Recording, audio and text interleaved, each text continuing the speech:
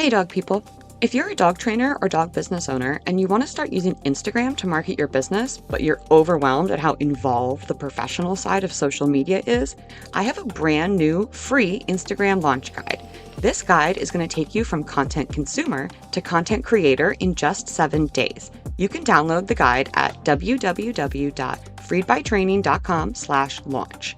In this 32-page ebook, I'm going to walk you through the essential things you need to do when starting an Instagram account for your dog business, like setup, branding, creating a posting schedule, and more.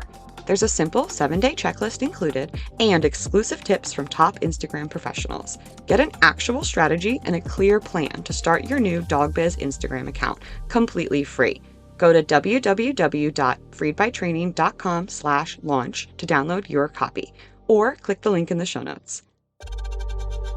Welcome to Dog Training Bytes, the show where canine professionals share their key takeaways, big aha moments, and hardest lessons learned from working with dogs. I'm Mattison, certified dog trainer and behavior consultant, and dogs are my life. Every day I get to coach guardians and other trainers into a deeper understanding of canine behavior. But let's face it, sometimes dog training really bites. And that's okay, because when it does, we learn a lot. This podcast is all about sharing the lessons learned from experience, because the stories of when it got tough or when we made a mistake, that's when we learn the lessons worth learning. And it's time we share those with the world. I'll be talking to dog trainers and other pet professionals about times that working with dogs, well, bit. Not literally. Maybe literally. What's most important here on this show, what did they walk away with? What did they learn? How did it shape their approach today? Welcome to Dog Training Bytes, the show where pet professionals share personal lessons that you won't find in any textbook. Today, I get to speak with someone who is bringing incredibly valuable education to our industry, Michael Shikashio. Mike is a certified dog behavior consultant and founder of AggressiveDog.com. His focus is education for trainers worldwide on how to successfully work aggression cases. He also hosts an incredible podcast called The Bitey End of the Dog. And if you are interested in aggression cases within the world of dog training, you have a ton of content to go and listen to. Mike's list of accomplishments and features is a long one. 5-term president of the IAABC, APDT Member of the Year in 2020, featured in countless news outlets, including the New York Times and Sirius XM Radio, creator of the Aggression in Dogs Master Course, and creator of the annual Aggression in Dogs Conference, which I attended virtually last year. Hi, Mike. This is very exciting for me to have you here. Thank you so much for coming to speak with me. Thanks so much for having me. I'm excited for this. So I don't actually know the answer to this. I'm genuinely curious. I probably could have dug and figured it out, but I didn't. Tell me about your dogs, the dog or dogs that are in your life right now. Yeah, right now I have one dog, which is the Solo. least. Yeah, that is not a lot of dogs for me. And it's only because I travel so much right now. I have a lot of speaking engagements, so it wouldn't be fair for me, although I'm really itching to get another dog. But right now I have a Castagna. She's a Chilean street dog that my girlfriend brought up from Chile about 6 years ago. And she was rescued in a garage, like a shopping mall garage as a puppy, ran up to my girlfriend and was like, "You're mine." And Moira was like, "Yeah, okay." And she raised her Wow. as a puppy, and she flew her up here 6 years ago. And so yeah, now she's here with me, leaving her black hairs all over my house and all over our bed and everything. But Yep.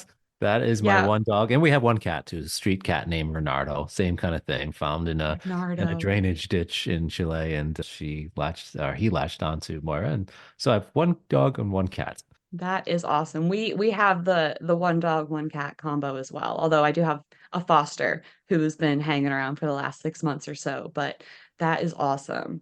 Okay, Mike, I also don't know the story that you brought, so I'm flying a little bit blind, but I do trust us to land the thing. Mhm. So, what would you like to share with the dog people out there? I think so. You were mentioning an experience that has really changed the way I approach life or training. And, I always go back to when I was fostering dogs. So just like you have a foster now.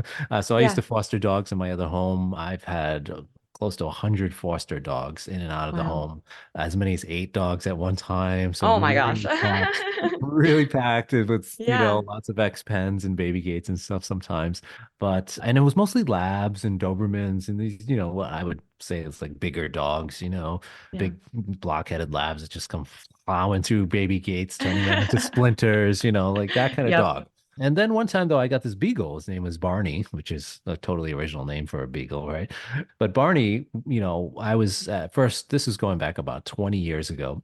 And I was just starting to learn how to train. So my first mentor was this military dog trainer, and he used a lot of heavy-handed methods, choke chains and prong collars.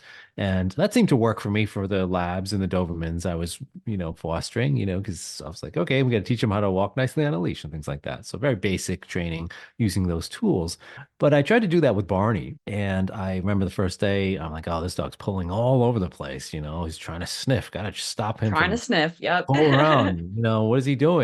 So I put a prong collar on him. I was like, all right, I know how to fix this. So I go out and we're walking just outside of my house too. And we're walking sunny day, beautiful day. He's out there like glorious sniffing time. And he goes and starts pulling. And I did what I learned at the time was to correct him. So I did a good pop on the leash, just like I would to one of the labs. And Yeah. he let out the most blood-curdling beagle scream, Oh, yeah. down in And the that's a beagle whole community. different noise. Oh yeah.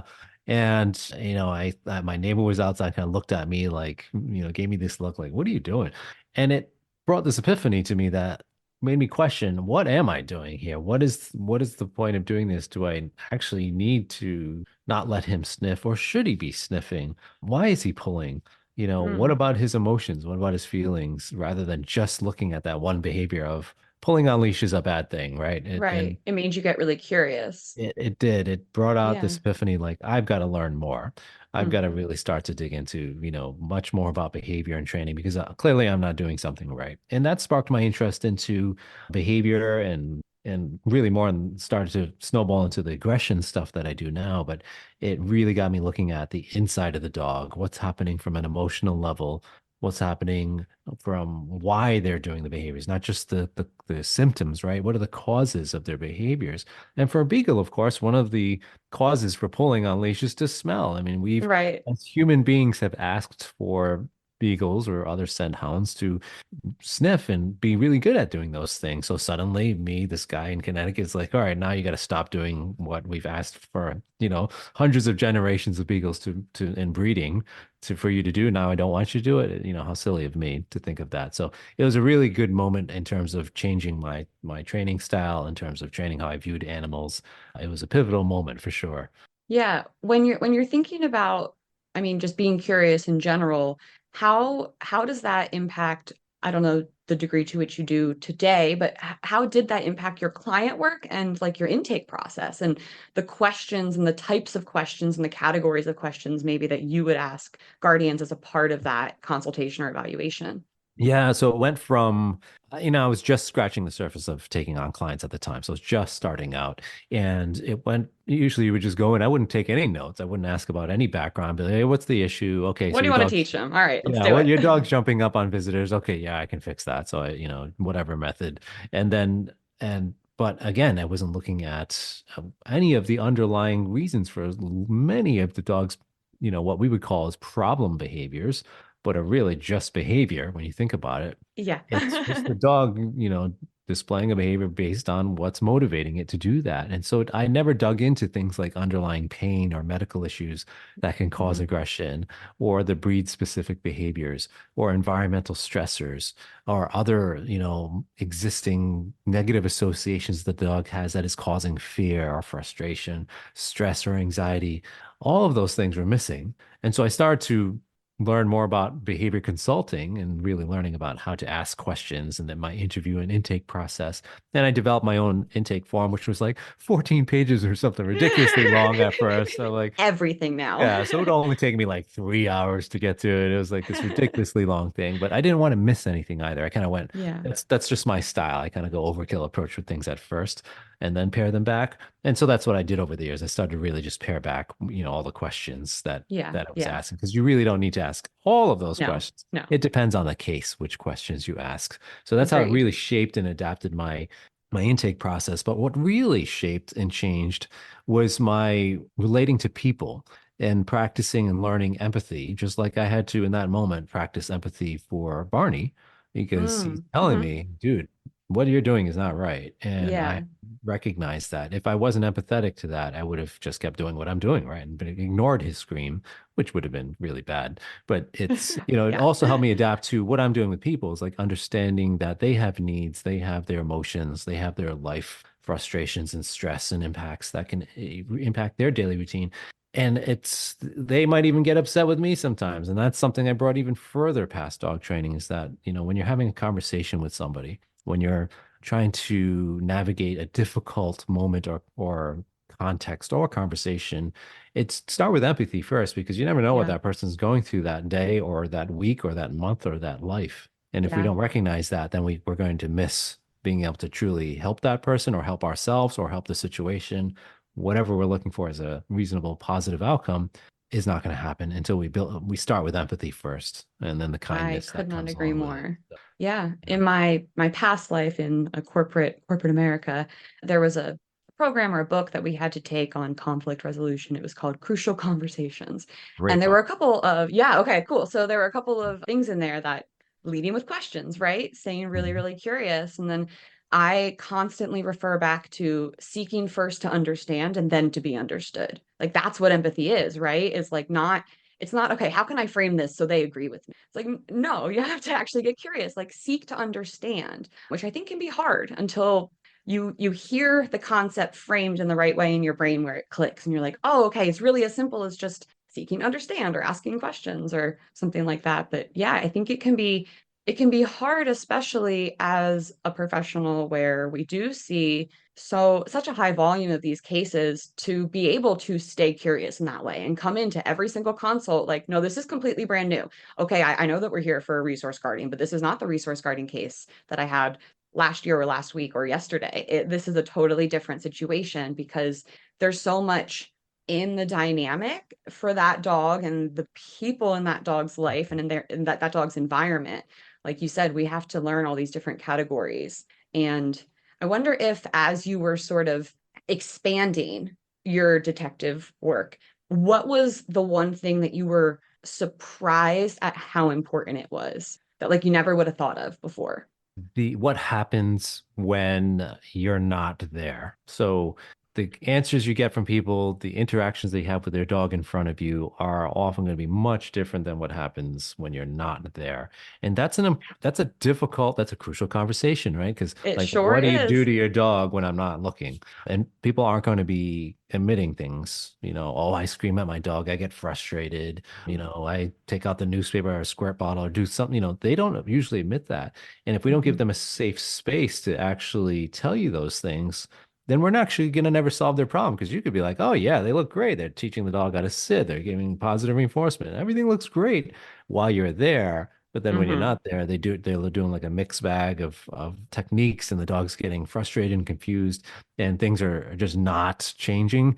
And you're like, oh, what is it? I don't get it. What is it? If we don't uncover that, that is a problem because we cannot we have to make that change in the overall behavior program. So Oh it's yeah.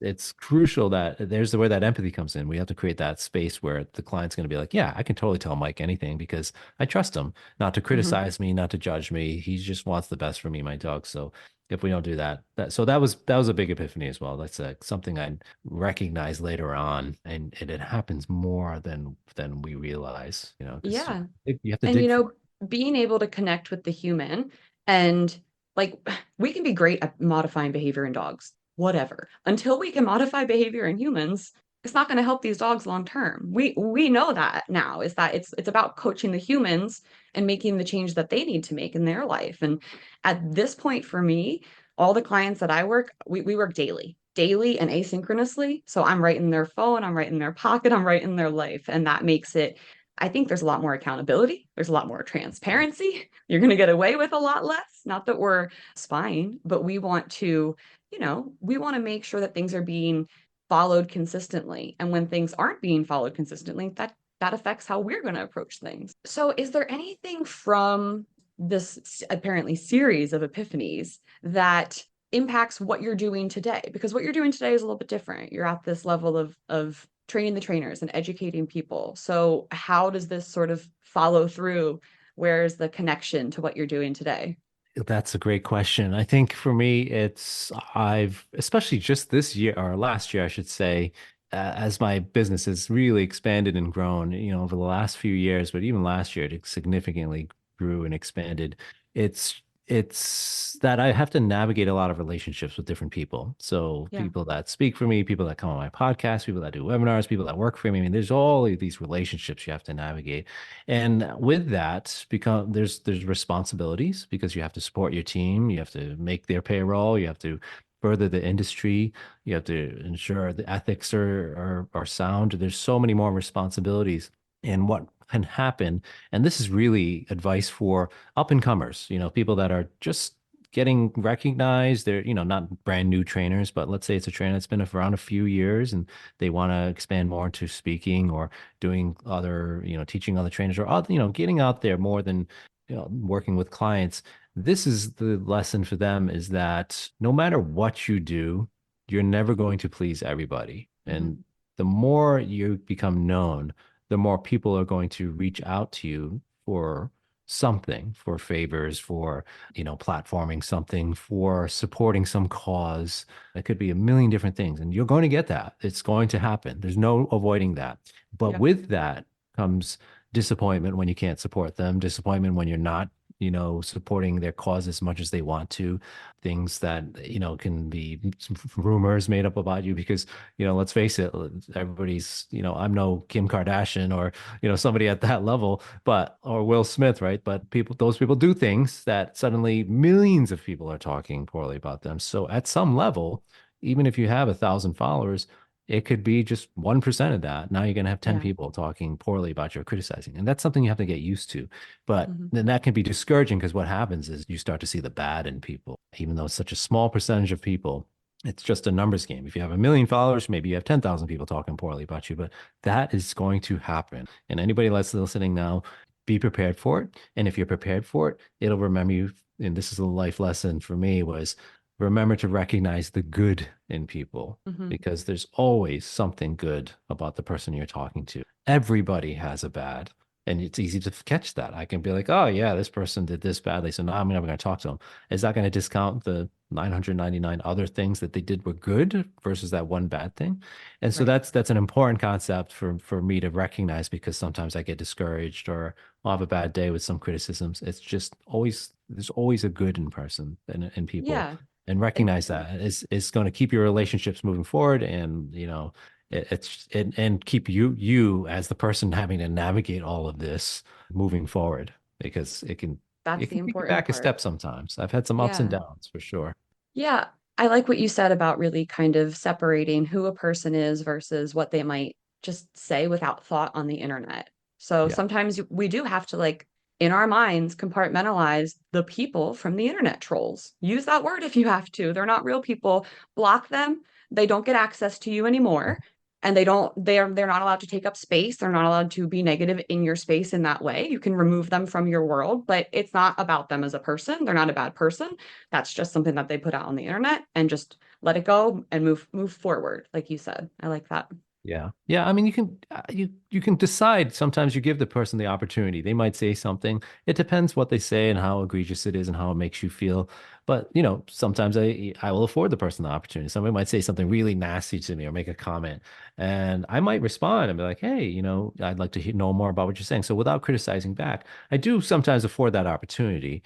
And then if, of course, they respond, in a negative way again, criticizing, and there's no openness for conversation, then Yeah. of course, yeah, then I end it there. Yeah. No, You I have to agree. decide, yeah. Like but you also have to decide how many Fs you have to give because there's a It's finite number true. of that too. And there So, are a lot of people out there who don't agree with us who are going to bring their different opinions respectfully. And I'd yeah. rather pour my energy into those conversations. But I'm impressed that you're willing to give uh very, very quick second chances, Mike. That's very, very nice of you.